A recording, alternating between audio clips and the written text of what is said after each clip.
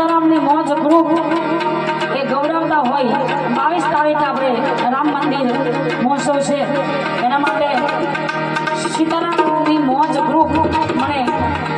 બે લીધા બાબા હા એટલે એમની ઈચ્છા છે કે આપણે પૂરું કરી